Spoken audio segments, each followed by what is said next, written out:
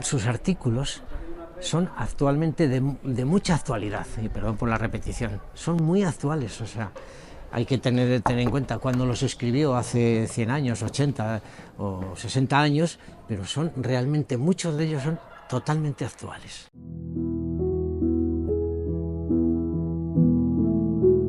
Pues esta es la casa rectoral, que la tenía la universidad para los rectores. No estoy seguro, pero yo creo que aquí no llegó a vivir ningún rector antes que mi abuelo, y tampoco después. Él vino aquí a vivir en 1900. Anteriormente no sé si había habido algún rector aquí, pero él vino aquí en 1900, ocupó la casa, ya tenía en 1900, ya no estoy seguro si 3 o 4 hijos, 3 seguros, 4 quizá, y el resto de los hijos, no recuerdo las fechas de nacimiento de todos ellos, el resto de los hijos nacieron aquí. Aquí estuvo de 1900 a 1914, cuando fue destituido como rector, y en 1914 dejó la casa rectoral. Que yo sepa, en estos años yo creo que esta parte no ha cambiado, no ha cambiado nada, que sepa. Yo creo que estas son las mismas escaleras que mis abuelos, mi abuela, que no era muy alta, pues estuvo 14 años subiendo y bajando por estas escaleras que tienen una altura tan alta, que tienen una altura manifiesta. Aquí todo lo que hay en estas habitaciones, en esa de ahí, que es la biblioteca, el despacho y el dormitorio, son los originales de la familia en su época. La biblioteca, como ven, está llena de todas las estanterías, llena de libros. Él donó su biblioteca en vida. Al jubilarse donó su biblioteca en vida, y el resto de las cosas, de manuscritos, muebles y demás, fueron vendidos por la familia muchos años después a la Universidad de Salamanca. Saben que leía en castellano, por supuesto, francés, alemán, inglés.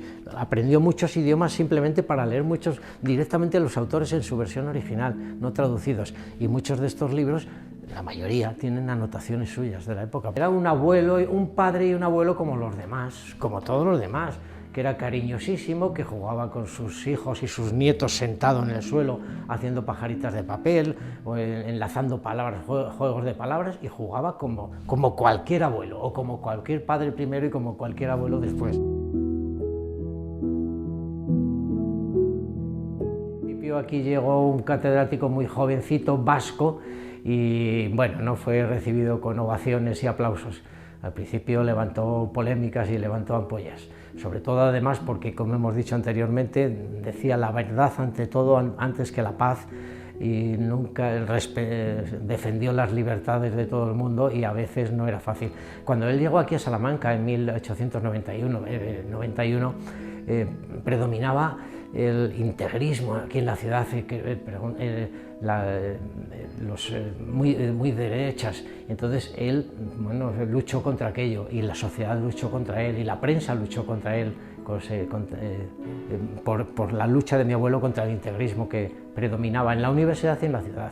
Y al principio, por tanto, no fue recibido con aplausos y con vítores. En los años 23 al 30, pues tuvo encima la dictadura de Primo de Rivera, contra la que luchó primero antes del destierro, desde el 23, del 23 me parece fue el levantamiento de Primo de Rivera, hasta el 30 que terminó, estuvo luchando constantemente.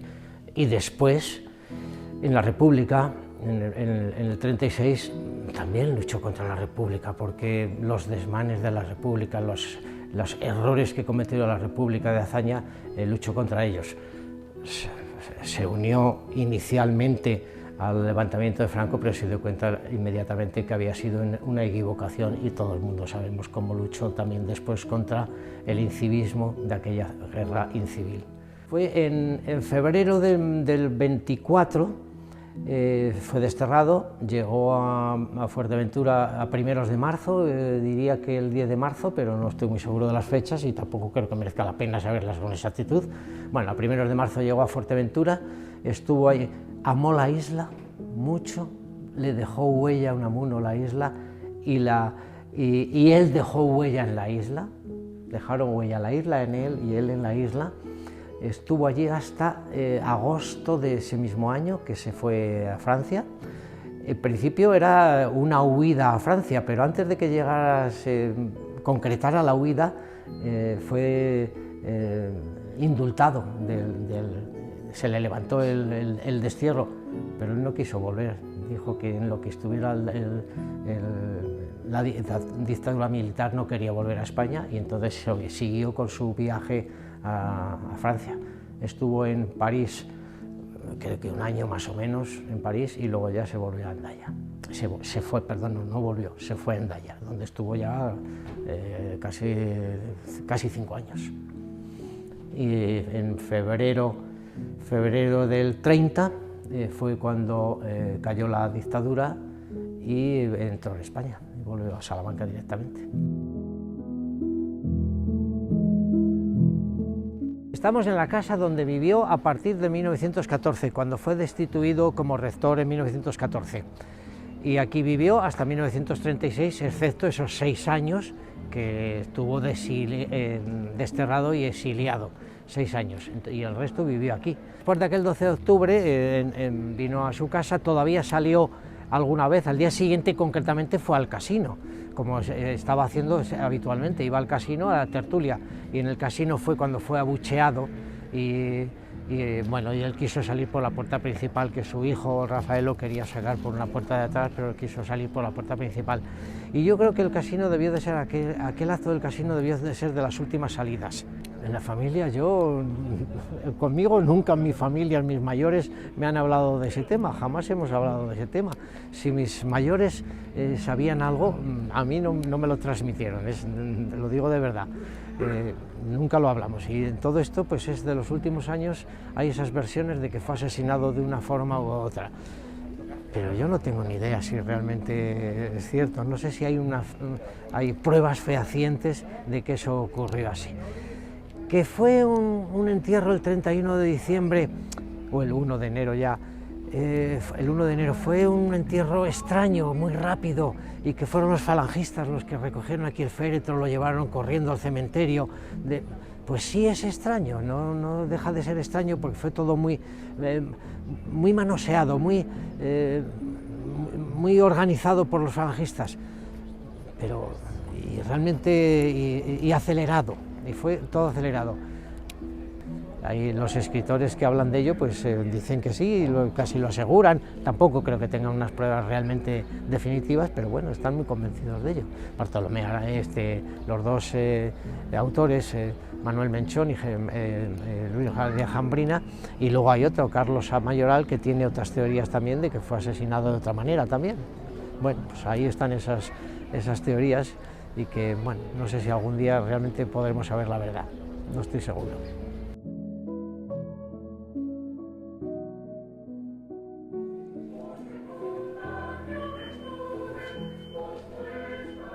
Bueno, la frase venceréis pero no convenceréis, que es lo único que se puede certificar que verdaderamente dijo Unamuno en ese discurso, porque hay una anotación a mano en el reverso de una carta, se puede considerar de alguna manera como el legado de Unamuno, ¿no?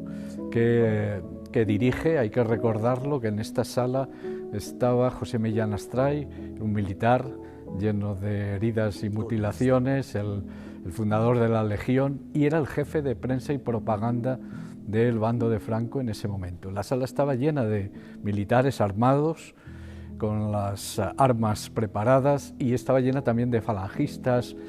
Lo que le salvó, muchas veces se habla de la intervención de la esposa de Franco, que estaba, Carmen Polo estaba presidiendo el acto y lo cogió del brazo, pero lo que salvó a Unamuno de ser fusilado en el acto es la muerte de Federico García Lorca. El bando de Franco, los sublevados, no podían permitirse otro caso como el de Federico García Lorca, que hubiera sido más grave, porque Unamuno en aquella época era muy conocido fuera de España, y además tenía 72 años, una persona ya muy mayor, de modo que no podían permitirse el lujo de fusilarlo, tampoco podían encarcelarlo, de modo que procuraron que estuviera más o menos encerrado en casa. Él podía salir a la calle si quería, pero bajo vigilancia policial. Y la situación se fue haciendo cada vez más tensa a lo largo de esos 2 meses y medio, desde el 12 de octubre al 31 de diciembre de 1936. Y ya llegó un momento en que la situación era insostenible porque él estaba haciendo declaraciones, estaba concediendo entrevistas que se iban a publicar fuera de España y él, como decimos aquí en España, no se cortaba un pelo, decía lo que quería decir en cada momento y convencido, de modo que la única salida que había en ese momento era neutralizarlo. Estoy empleando un eufemismo, es decir, dejarlo fuera de circulación, esto es pues, asesinarlo. Un poco es lo que tratamos de demostrar Manuel Menchón y yo en el libro La doble muerte de Unamuno, ¿no? Cómo a partir de lo que sucedió aquí el 12 de octubre, pues las circunstancias fueron conduciendo a ese desenlace. No podía ser de otra manera.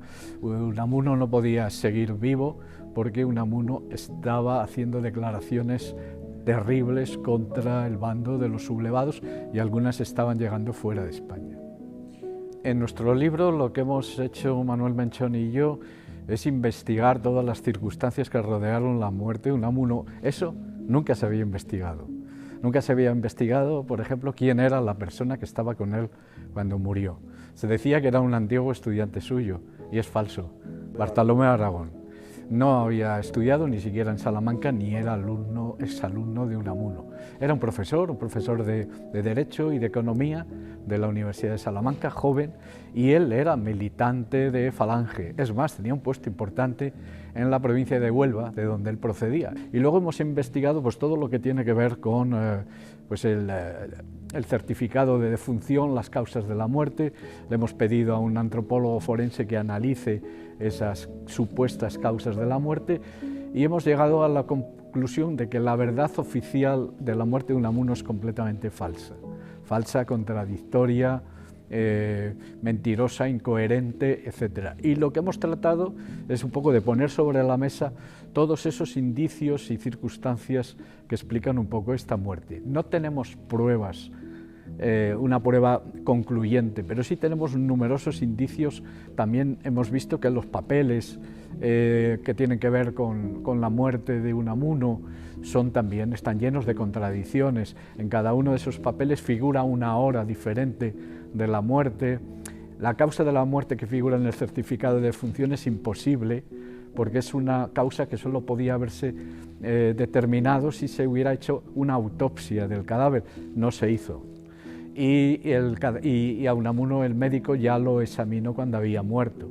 O sea que es imposible que Unamuno muriera de esa causa. ¿Por qué puso el médico esa causa de la muerte, que es hemorragia vulvar, una hemorragia intracraneal? Yo creo que estaba dejando pistas para sus hijos, para los hijos de Unamuno y pistas para la posteridad. Cualquier médico que examine ese certificado de defunción se da cuenta de que eso es imposible. Y eso es lo que pasó con el caso de Lorca y con el caso de Unamuno. Son dos casos muy diferentes, pero sí tienen aspectos en común. Sobre el caso de Lorca también pesa un silencio muy grande. En este caso tiene que ver con dónde está enterrado. En el caso de Unamuno sabemos perfectamente dónde está enterrado, pero el secreto es cómo murió verdaderamente Unamuno.